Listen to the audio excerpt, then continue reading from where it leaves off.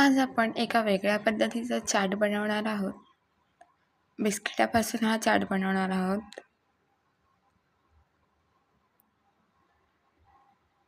किती मस्त दिसतोय ना. इथे मी एक बाउल घेतलाय. बाउलमध्ये मी 2 बटाटे उकडून घेतलेत. ह्याचा जरा बटाटा हा जास्त शिजवायचा आहे. 3 शिट्ट्या, एरवी आपल्या बटाट्याला 3 शिट्ट्या लागतात, पण मी 4 शिट्ट्या काढल्यात म्हणजे लवकर मॅश होतो बटाटा. हा बटाटा आपल्याला व्यवस्थित मॅश करून घ्यायचा आहे. त्याच्यानंतर मी इथे एक बारीक चिरलेला कांदा घालणार आहे. कांदा तुम्ही तुमच्या आवडीनुसार कमी जास्त करू शकता. त्याच्यानंतर मी इथे काही मसाले ॲड करणार आहे. धनेपूड, जिरापूड, साधं मीठ, लाल तिखट आणि काळं मीठ, चाट मसाला. इथे मिठाचं प्रमाण थोडंसं कमी करा, कारण की आपण चाट मसाल्यामध्ये पण मीठ असतं आणि आपण हा चाट मोनॅको बिस्किटपासून बनवणार आहे. तर मोनॅको बिस्किट थोडंसं खारटच असतं म्हणून.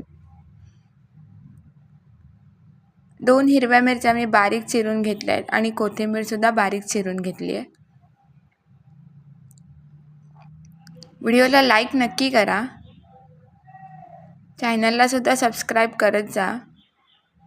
आता हे सगळं मिश्रण व्यवस्थित मिक्स करून घेऊया.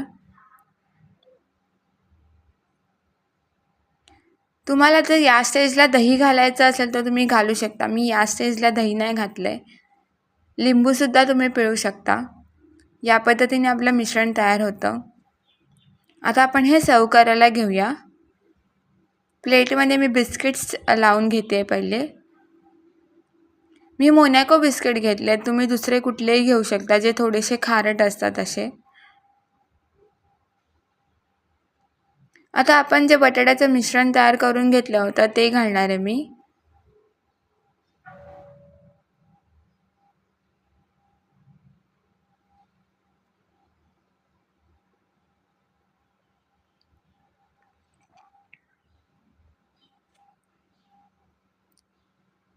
बटाट्याचं मिश्रण घालून झाल्यानंतर तुम्ही याच्यावर पुन्हा कांदासुद्धा टाकू शकता. कांदा, टॅमॅटो, काकडी.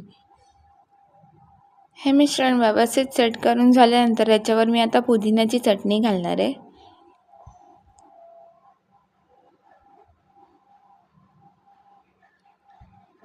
त्याच्यानंतर चिंचगुळाची चटणी. इथे तिखटाचं प्रमाण आणि गोडाचं प्रमाण तुम्ही तुमच्या आवडीनुसार कमी जास्त करू शकता. इथे मी गोड दही घेतलंय. छान मिक्स करून घट्ट दही घेतलंय एकदम.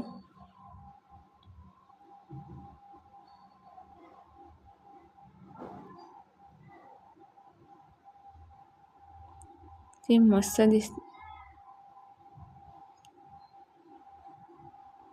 बारीक शेव घालते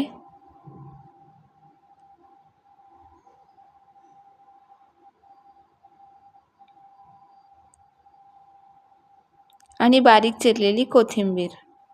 व्हिडिओ आवडल्यास लाईक, शेअर आणि सबस्क्राईब नक्की करा. पुन्हा भेटूया नेक्स्ट रेसिपीसोबत. तोपर्यंत धन्यवाद.